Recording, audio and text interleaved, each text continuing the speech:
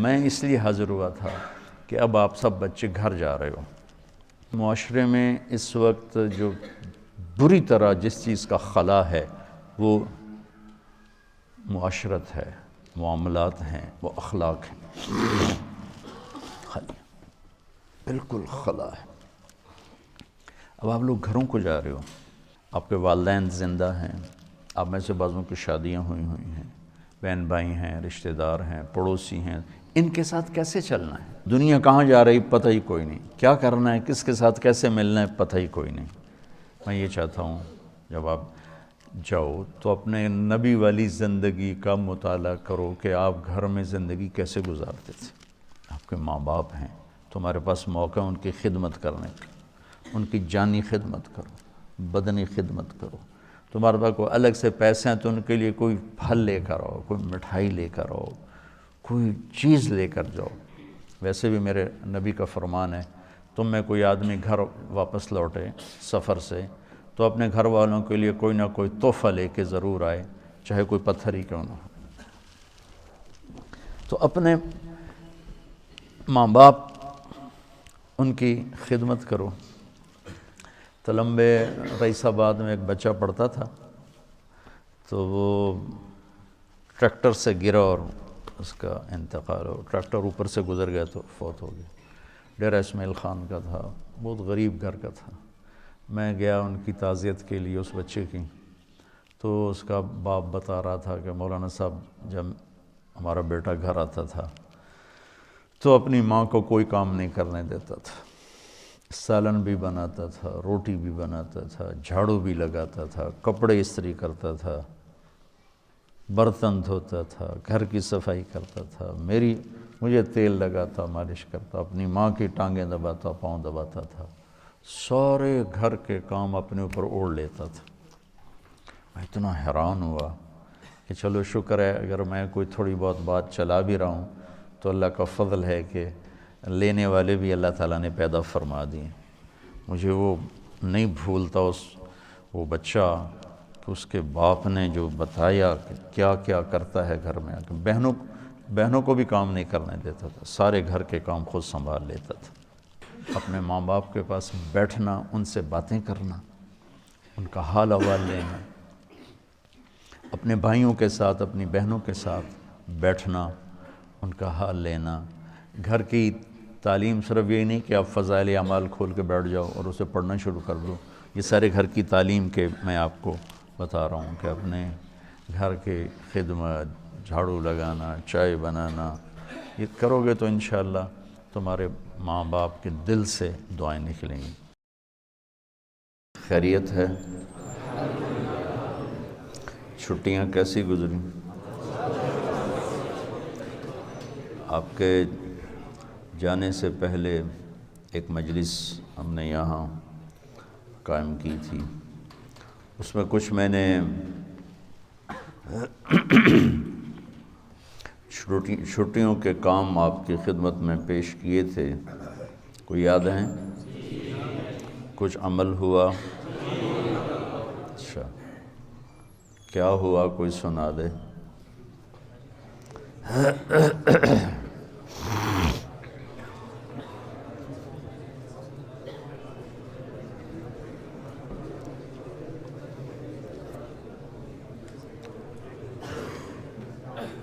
جی. تمام گھر والوں کو صبح کے وقت پانی گرم کر کے دیا. تمام گھر والوں کو پانی گرم کر دیتا. اچھا. وہاں تھوڑا سا مسئلہ ہے، گریزر ہم نہیں لے رہتے. کہاں کے ہو؟ سوابی. اچھا جی. اور نماز کی ترغیب دیتا، پھر جب پانی گرم کر دیتا سب کو نماز کے لیے اٹھا دیتا. ماشاء اللہ. نرمی کے ساتھ اگر کوئی غصہ کرتا پھر نماز پڑھ کے واپس آ کے اس کو پانی گرم کرتے سارے گھر والوں کے لیے، پھر ان کو نماز کے لیے اٹھا کر گرم پانی پیش کرتے. ماشاء اللہ. بہت خوب. ہاں جی، ذرا زور سے سنائیں تاکہ سب سنیں. آپ سے کئی دفعہ سنا ہے کہ ریمنڈ سے جب گھر جاتے تھے تو والدین کی بہت زیادہ خدمت کرتے تھے. ہاں. تو اس دفعہ پہلے تو تھوڑی بہت سستی ہو جاتی تھی. ہاں. اس دفعہ ماشاءاللہ 15 دن چھٹیاں تھی تو روزانہ سونے سے پہلے والدین کو دبا کے سوتے ماشاء اللہ ماشاء اللہ. اور ادھر کا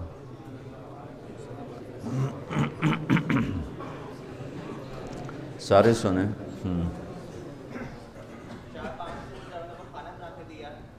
کھانا بنا کے دیا 4-5 روز ماشاء اللہ. اور 5-6 دن صفائی کی گھر کی. واہ واہ ماشاء اللہ.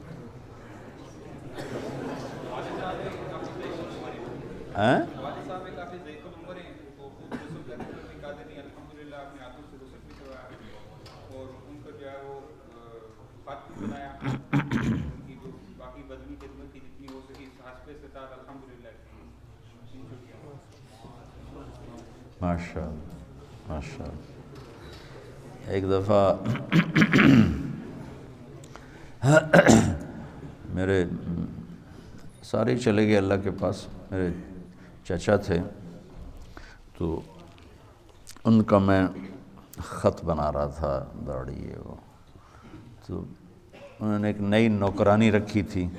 تو میں تو کبھی کبھی گھر میں اس وقت بہت کم میرا گھر میں رہنا ہوتا تھا، اب زیادہ ہو گیا. تو میں ان کے خط بنا رہا تھا تو ادھر سے میری چاچی آ رہی تھی. تو نوکرانی کہنے لگی بی بی اگا نہ جاؤ دے نائی بیٹھا ہویا.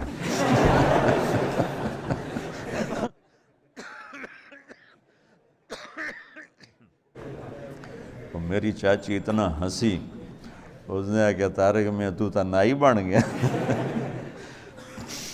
ماشاءاللہ بہت اچھا کیا. اور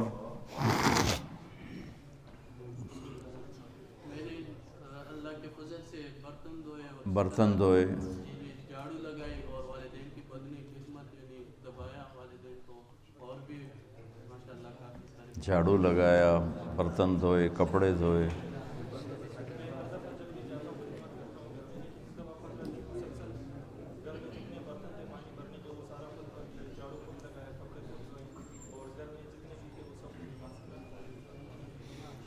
گھر کے سارے کام 15 دن مسلسل خود کیے انہوں نے. ماشاءاللہ. 13 دن لگاتار خدمت کی ہے. صبح ناشتہ بھی بنایا ہے اور گھر والوں کو نماز کے لیے بھی جگایا اور برتن بھی دھوئے، کپڑے بھی دھوئے، ناشتہ بھی اٹھایا. ماشاءاللہ 13 دن لگاتار خدمت کی، برتن دھوئے، جھاڑو لگائے، کپڑے دھوئے. ماشاءاللہ ماشاءاللہ. کپڑے خود دھویا کرتا تھا میں گھر میں، اور گھر والوں کے جی گھر والوں کے کپڑے خود دھوتے تھے. اور رات کو اگر تعلیم میں نے شروع کر دی تو اسی کی نسبت سے والد صاحب 4 ماہ کے لیے نکل گئے. واہ واہ، یہ تو سب سے بڑی کارگزاری انسان ہے. کہاں کے ہو؟ کوئٹہ. کوئٹہ سے. ماشاءاللہ. جی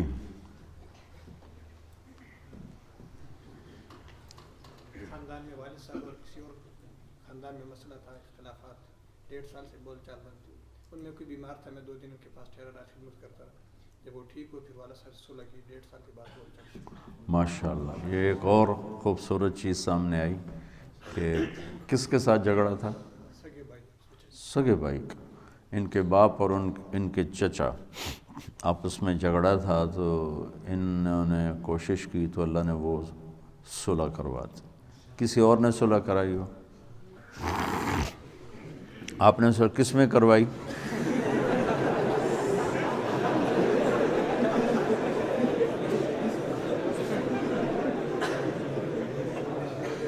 بڑی بھابھی کی چھوٹی بھابھی کے پاس.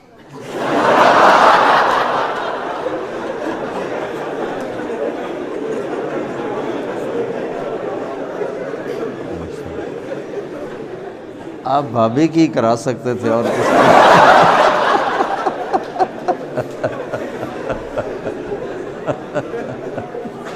بیٹھ جائیں. بہت خوب بہت خوب. اور کس نے صلح کرائی بھائی؟ آپ نے صلح کروائی. کس میں؟ 4 چچا. اچھا ماشاءاللہ. اور کس نے صلح کرائی؟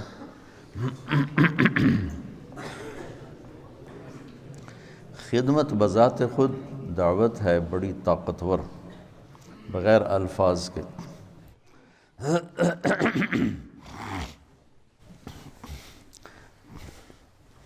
ایک بڑے تاجر میرے ساتھ حج میں تھے، تو میں روزانہ یہ جے سے پہلے ہم الخیر تھا، اس سے پہلے ہم خود اپنا ایک چھوٹا سا گروپ بنا کے جاتے تھے، 3-4 سال 30-40 آدمی ہم اکٹھے ہوتے تھے۔ تو ان کا میں صبح کا ناشتہ اور چائے میں ساری خود تیار کرتا تھا اپنے ساتھ ایک آدمی کو ملا کر۔ اس میں بڑے تاجر تھے اور بہت نخرے والے تھے۔